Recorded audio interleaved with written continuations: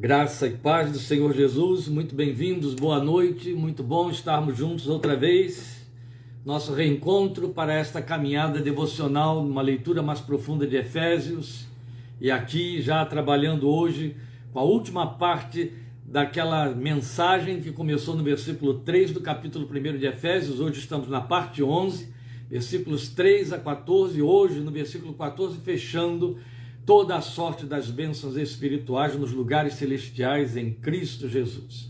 Nós vamos então ler o versículo 14 de Efésios capítulo 1 para entrarmos na nona bênção de toda a sorte de bênçãos espirituais nos lugares celestiais em Cristo Jesus, conforme o apóstolo Paulo havia anunciado no versículo 3. Então o versículo 14 diz para nós, o qual, se referindo ao Espírito Santo, vamos lembrar que estamos dando sequência ao versículo 13 da semana passada, o qual é a garantia, o penhor da nossa herança até a redenção daqueles que pertencem a Deus para o louvor da sua glória. Você me ouviu ler o penhor, a garantia, ou a garantia, o penhor, por causa da variação de versões que vão dizer a mesma coisa, mas na verdade a nova versão internacional é que trabalha mais com a expressão garantia, enquanto que a revista atualizada e a revista corrigida trabalham com o termo penhor, que a gente encontra com mais propriedade no original.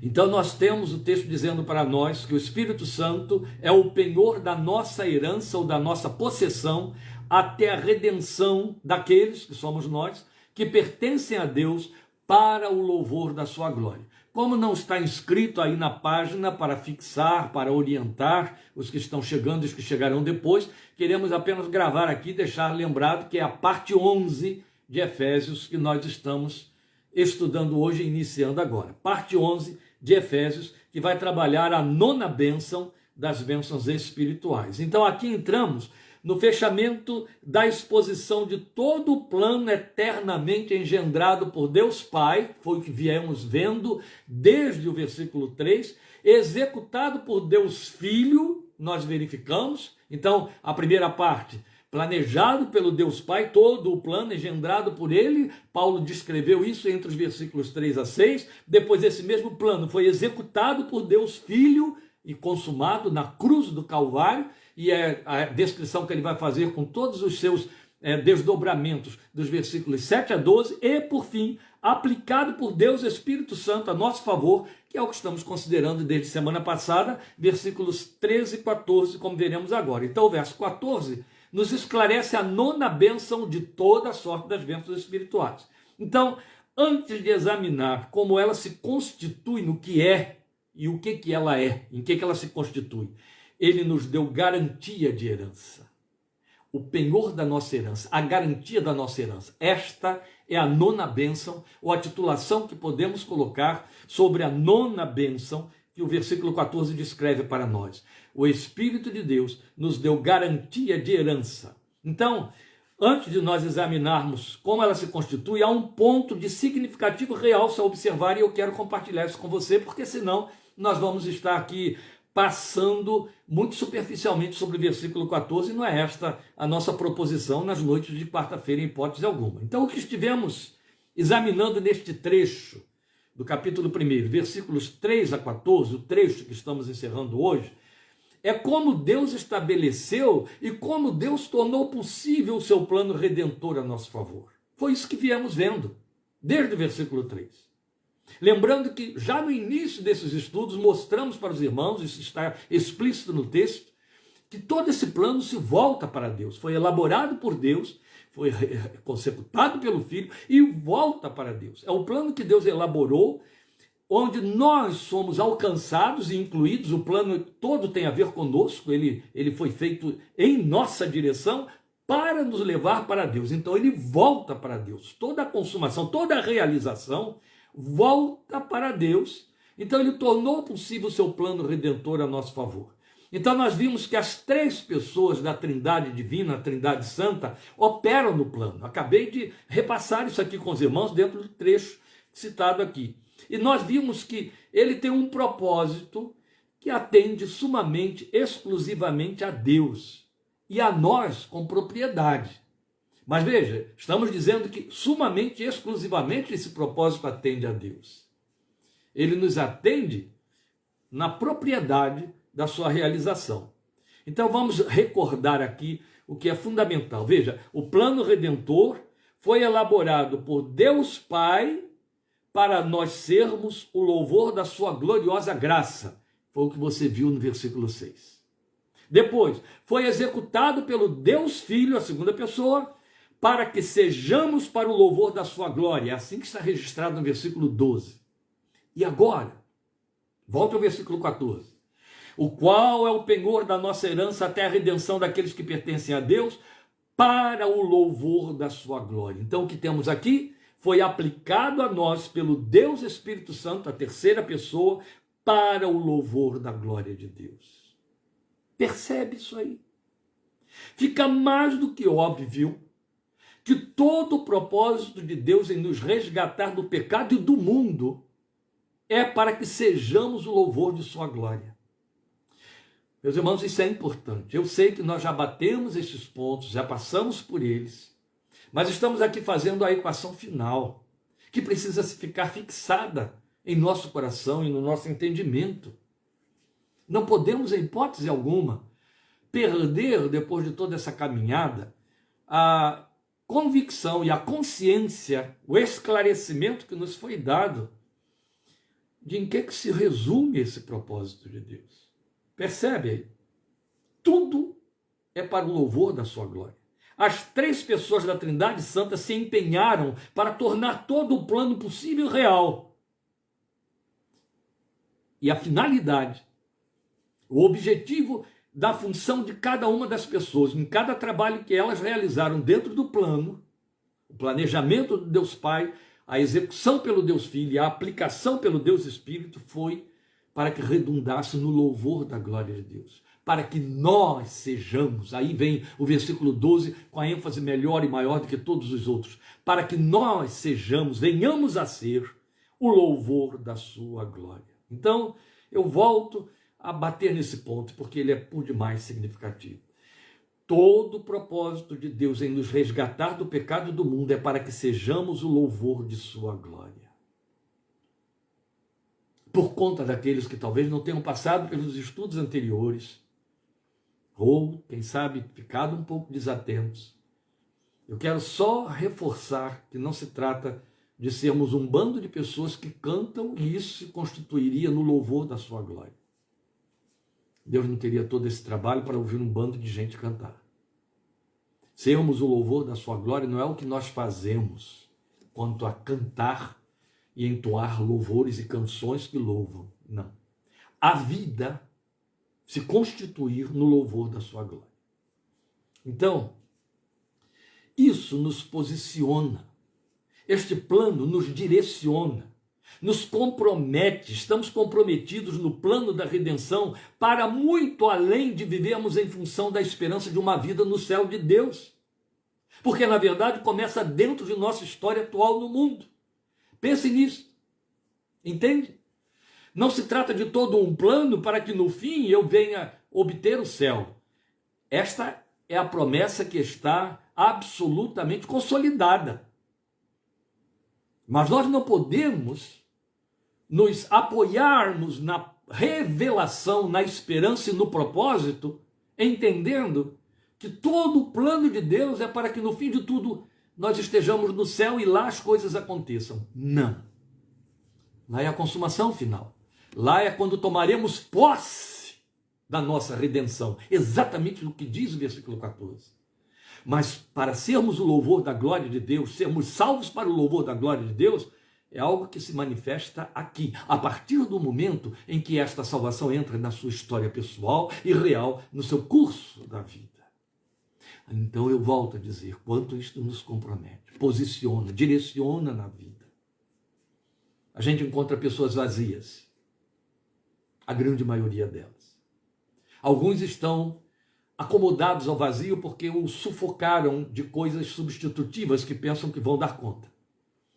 Mas a grande maioria das pessoas vivem um vazio existencial, procuram suprir com divertimento, com álcool, com drogas, com sexo, com tantas outras coisas que vão levando-as a tentarem suprir a sua carência de gratificação, Porque, na verdade, a falta de paz é um vazio do tamanho de Deus, ele não está lá. E aí o desespero para tentar nas coisas visíveis, tocáveis, tangíveis, e ter, e ficarem sufocados debaixo de todas estas coisas e não perceberem, não se darem conta. É claro que estamos falando de quem não tem o Espírito de Deus, em quem ele não habita. Não se pode admitir isso na vida de um cristão, porque tem algo errado aí se estiver acontecendo.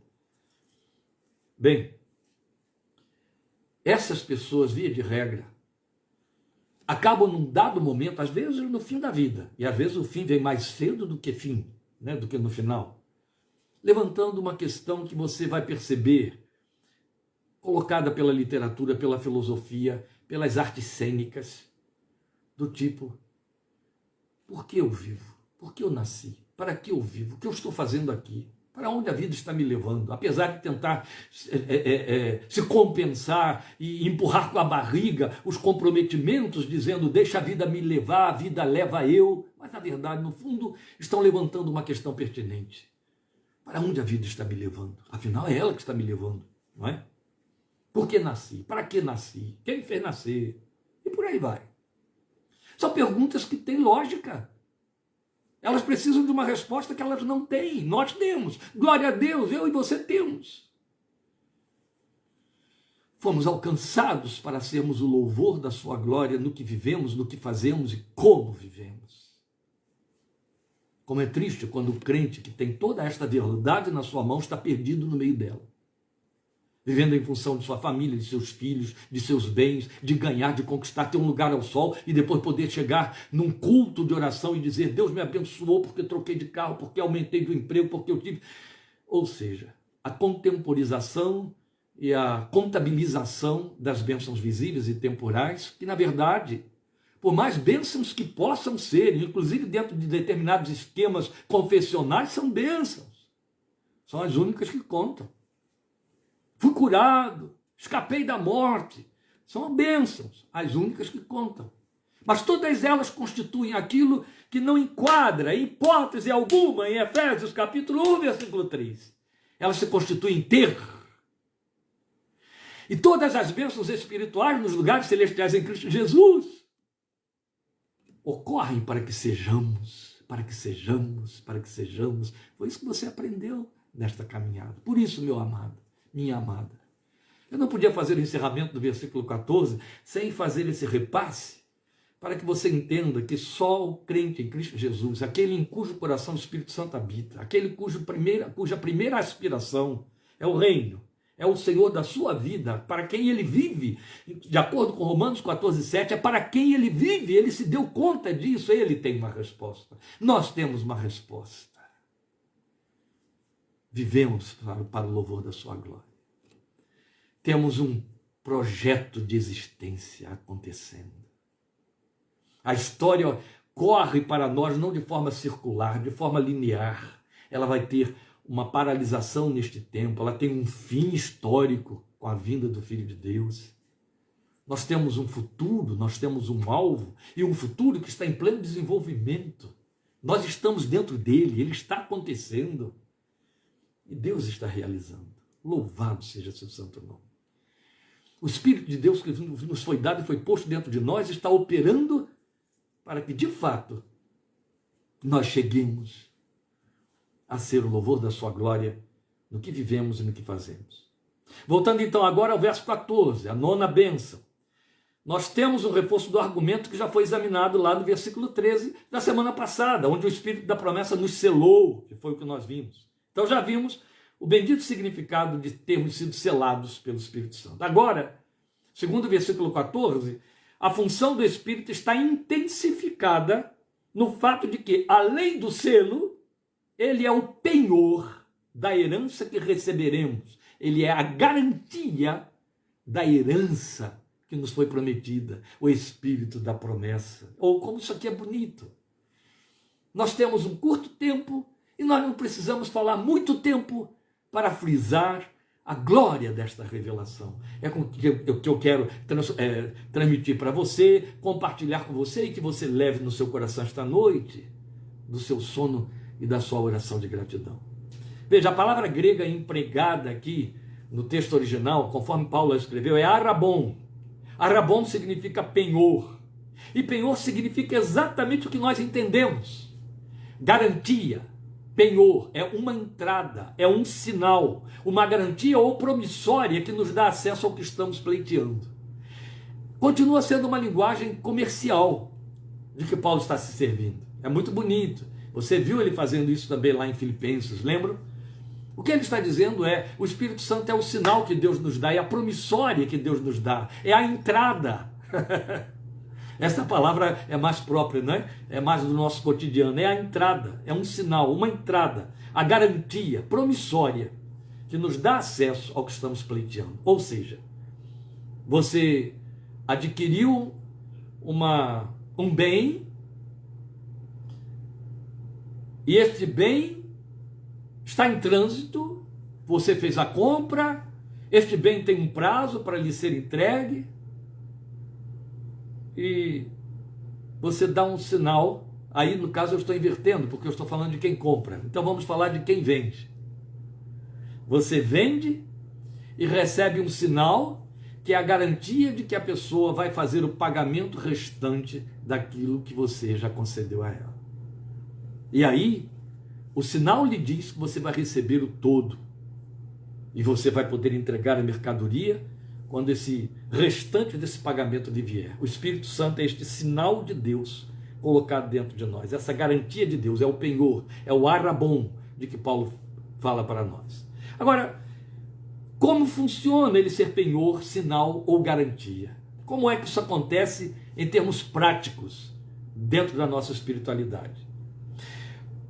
Porque ele opera em nosso interior os prenúncios, daí sinal, daí entrada, prenúncios do que é nosso por herança prometida e que desfrutaremos quando o nosso corpo for redimido. Volte ao versículo 14. Ele é a garantia, ele é o sinal, ele é a promissória, ele é o penhor, ele é o arabon da nossa herança até a redenção daqueles que pertencem a Deus para o louvor da sua glória. Percebe? O que o texto está mostrando para nós é que o Espírito Santo em nosso interior nos traz os prenúncios do que é nosso por herança prometida e que na totalidade nós desfrutaremos quando o nosso corpo for redimido. Então não há condição de vivenciarmos este céu e esta salvação em sua plenitude, porque habitamos num corpo que é chamado corpo de humilhação, o corpo condenado, o corpo que é a sede da carne e que foi condenado a ir para a sepultura. Ele está impregnado de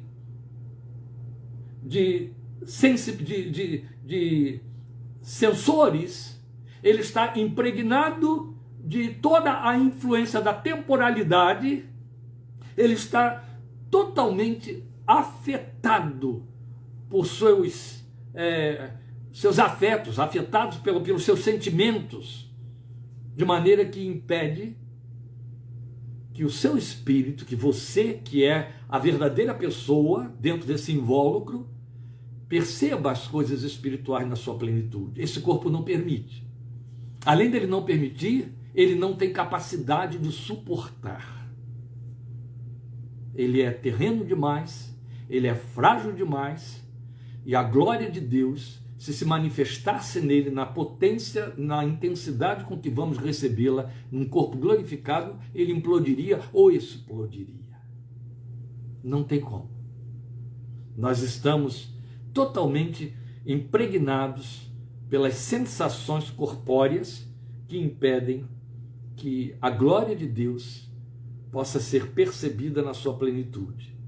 Então o Espírito de Deus habitando dentro de nós nos dá um sinal, nos dá uma palha daquilo que nós vamos receber na sua plenitude quando o nosso corpo for redimido, quando tivermos recebido o corpo glorificado, o corpo da ressurreição, porque ainda aguardamos a redenção do nosso corpo, tal como Paulo descreveu com detalhes em Romanos 8:23. Eu vou ler Romanos 8:23, mas eu volto a este ponto para que você possa fixar bem o seu significado. Em Romanos 8:23, Paulo diz: e não só isso, mas nós mesmos, que temos os primeiros frutos do Espírito, gememos interiormente, esperando ansiosamente nossa adoção como filhos, a redenção do nosso corpo. Você está redimido, no seu homem interior, o que é eterno. Mas o seu corpo não é eterno. Ele aguarda uma redenção, quando então ele vai ser transformado no corpo eterno, que é o corpo glorificado, que é o corpo da ressurreição. Pois bem, então de que maneira o Espírito, que é um adiantamento desta bênção colocado dentro de nós, faz isto funcionar como penhor? Ele nos sensibiliza. Ele afeta nossas afetações. Ele afeta as nossas sensações. Ele se comunica dentro de nós e afeta a nossa estrutura psíquica. Ele nos sensibiliza. Daí a linguagem bem popular da herança da igreja, chamada de santas emoções. Então ele nos sensibiliza. Ele nos conscientiza de valores divinos. Ele dá testemunho lá dentro. Por exemplo, ele faz com que a leitura deste trecho, deste texto, qualquer que seja ele, onde você o ler, tenha um significado totalmente diferente para você do que significa para o seu vizinho do lado da sua casa, que, para quem esse livro aqui é apenas um texto de letras. Quando você o ouve, você ouve promessa. Você ouve a voz do seu amado falando no seu coração. Isso é obra do Espírito de Deus. Jesus disse que ele nos guia a toda a verdade, nos guiará a toda a verdade. Ele glorificará a Deus através da nossa vida. Dentro de você, ele intercede, ele ora, ele faz coisas extraordinárias. Ele te traz dons, ele amplifica a frutificação. Ele faz com que você tenha as nuances, os direcionamentos, as tendências da nova criatura. O novo homem, a nova pessoa na qual você foi transformado, ele está aí dentro para trazer garantia destas coisas. E aí nos move a termos sentimentos de pertencimento celestial. São as prévias. Este é o sinal, é o penhor. Ele nos faz perceber a sensibilidade do transcendentalismo. Veja, Provérbios diz que Deus colocou dentro do homem o anseio pela eternidade. Ele está falando numa linguagem universal, é o ser humano, a humanidade. Este anseio pela eternidade, agora, no coração redimido, no coração que agora está divinizado pela habitação do Espírito Santo lá dentro, ele tem outro significado. Ele significa que eu amo esta vida, eu invisto nesta vida, mas eu tenho um olho no céu. Eu canto o céu, eu penso no céu, eu espero pelo céu. Esse transcendentalismo é um testemunho aqui de dentro do Espírito que nos impulsiona para cima e para o alto. Por isso não pode ser entristecido e nem apagado o Espírito que habita em nós, porque necessitamos desse movimento dele. Entende? Esta é a grande razão e a máxima razão que explica a grande diferença da casa do luto quando se trata do cristão. Todas as casas vão vivenciar em algum momento seu momento de luto. Você vai despedir alguém ou vai se despedir de alguém. O luto chega porque morreremos. Mas a diferença é muito grande. É quase que intransponível entre a casa do luto cristão e a casa do luto pagão. Na casa do luto cristão há a saudade, há o choro, há a despedida, mas há um até breve. É totalmente diferente. Há a certeza de que o corpo morto é só um invólucro que não te convence de que houve uma morte. Há um testemunho do Espírito dentro de você que faz com que a consciência, ou melhor, a visão da realidade da morte, ela dure apenas aquele momento. A saudade é como se você estivesse o tempo todo pensando em quem partiu, que está lá do outro lado. Não há perda, não há sentimento de perda. É totalmente diferente. É totalmente diferente.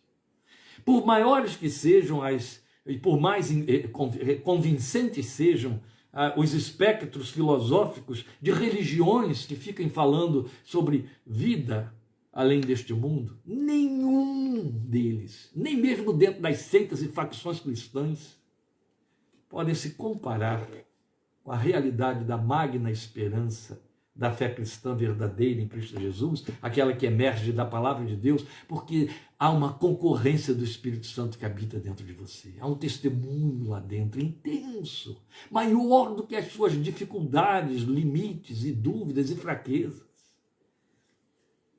Ele é o sinal de Deus. Ele é a prévia de Deus. Ele é a promissória de Deus dizendo, sabe essa alegria que você está aí dentro, sentindo aí dentro? Sabe essa certeza que você sente aí? Sabe esse desejo que você tem de conhecer, de ouvir, de aprender? Sabe essas sensações que mexem com você quando você ora, quando você lê esta palavra, quando você ouve esta palavra, como ela fala com você, como ela te convence, como ela mostra que há uma voz divina para além da voz humana, ultrapassando seu entendimento, atingindo seus sentimentos mais profundos. Isto é só um pequeno sinal do que eu tenho para você. Ele está aí dentro, dizendo para você, há mais, há muito mais, há muito mais. Ainda, falo isso com muito pesar, de forma solene, com reverência, mas não posso deixar de falar. Ainda, e acho que cada dia vai estar mais assim, convivemos com crentes, homens e mulheres honestos, fiéis, verdadeiros, que de fato nasceram de novo, mas que ainda vivem uma experiência espiritual superficializada, no sentido de que não se permitem tocar profundamente pelo Espírito de Deus. Tem medo de sensações, especialmente porque contemplam histerias em alguns cultos, onde pessoas têm a pretensão de dizer que aquilo é um mover do Espírito. Então eles não querem nada com aquilo, com toda razão. Mas eu estou falando de ecos profundos, aquela capacidade que o coração recebe pelo Espírito de Deus de perceber a voz que fala mais profundamente, que vem do alto. Aquela sensação que acaba transbordando através de emoções. Infelizmente ainda há muitos que não deram esses mergulhos mais profundos na vida com Deus.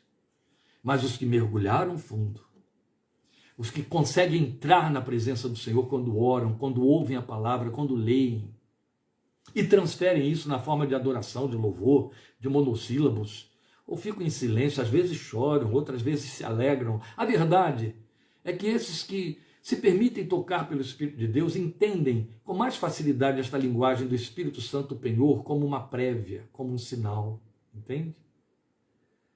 Quando você sente um mover do Espírito de Deus dentro de você, um momento de arrebatamento, que a gente chama de um avivamento pessoal, a sensação de que o céu desceu. Esta é a sensação, é de tal ordem. E a gente não quer saber de que a vida continua no dia seguinte. Isso é muito comum, por exemplo, quando a gente participa de acampamentos espirituais, onde todos estão ali com o mesmo objetivo, separados com exclusividade para Deus e a sua palavra, em que o Espírito de Deus, então, fala abundantemente aos corações, manifestam-se tantas coisas benéficas, boas, tantas coisas abençoadas na vida dos crentes. Todas essas mazelas dos temperamentos carnais, da nossa têmpera, desaparecem. Aí quando o acampamento acaba, a gente fica com a sensação de que vai dar para viver com esses aqui eternamente, que a vontade é que o acampamento não acabe, eu quero continuar. Por quê? Porque você entrou num ambiente dominado pelo Espírito de Deus, num espaço dominado, você estava vivendo em algum momento, Salmo 133, entende? Ah, quão bom e quão suave é que os irmãos vivam em união. Falamos disso domingo. Esta é a razão porque é difícil entender quando que o crente pode dispensar a comunhão, não é? Porque nesse momento você tem essas prévias. Esse testemunho do Espírito lá dentro muda tudo. Eu já contei N vezes, eu já vou terminar, porque o nosso tempo aí já esgotou, já deu 9 horas, mas eu vou fechar isso aqui. Mas eu preciso pôr essa ilustraçãozinha aqui entre parênteses, é uma janelinha, como a Letícia diz que gosta de ouvir eu dizer janelas. Eu vou colocar mais uma janela aqui. Eu já contei várias vezes em muitos lugares de uma história que eu li num dos romances de Érico Veríssimo. Nenhum compromisso com a palavra de Deus. Era um romance belíssimo. Você deve ler. Não vou dizer o nome não, porque depois eu posso errar. E atualmente eu tenho que ter mais vigilância sobre essas citações que eu faço, que eu costumo estar errando alguns endereços aí, etc. E vai piorar, né, gente? Semana que vem, 67, vai piorar. Mas é bom, deixa assim. Pois bem, a história que eu conto é a história de um homem que era um poeta e se apaixonou por uma moça. E ela, outro tanto, correspondeu a essa paixão, se apaixonou por ele. Mas ela, pessoalmente, não era dada a leitura, não gostava de livro, lia muito pouco, não lia nada. E gostava dele, o amava, mas não tinha afinidade alguma com ler poesia. Poesia mesmo que ela não queria ler, palavras rimadas, aquelas coisas assim. Ela não gostava disso, não queria saber disso. Mas era apaixonada por ele, e ele era poeta, ela nunca lia nada do que ele escrevia. Só que ele teve de fazer uma viagem para a qual se preparou e ficaria distante e longe por muito tempo. Esse muito tempo era minimamente 2 anos. E aí bateu uma dor tremenda dentro dela. Ela disse, como é que eu vou aguentar essa saudade 2 anos esperando por você? Ele disse para ela, eu vou deixar minhas poesias com você. E você lê as minhas poesias. A cada vez que você ler a minha poesia, entenda.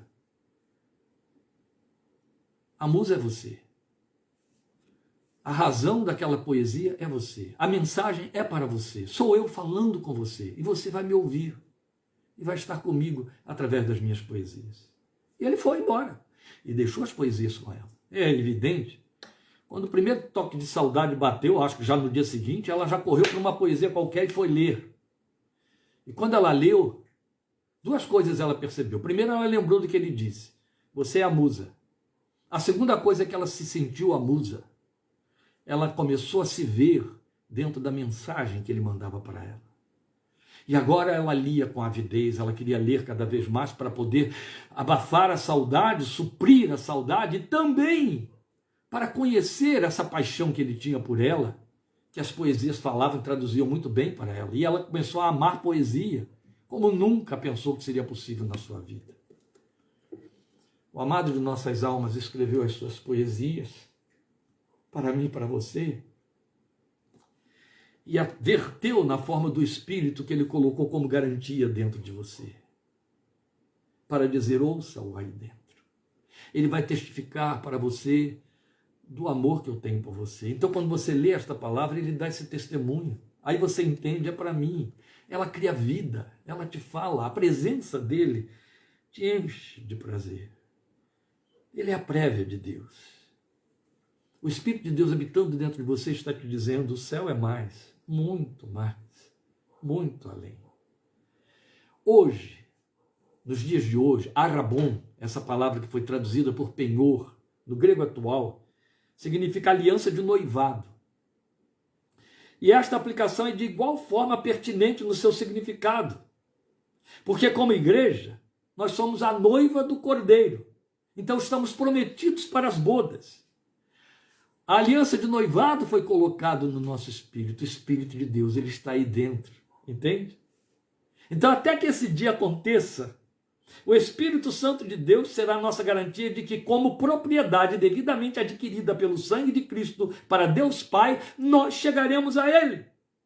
E seremos entregues para a absoluta e eterna posse de nosso proprietário e Senhor. E aí eu encerro lhe dizendo o significado duplo disto aqui, que é simplesmente maravilhoso.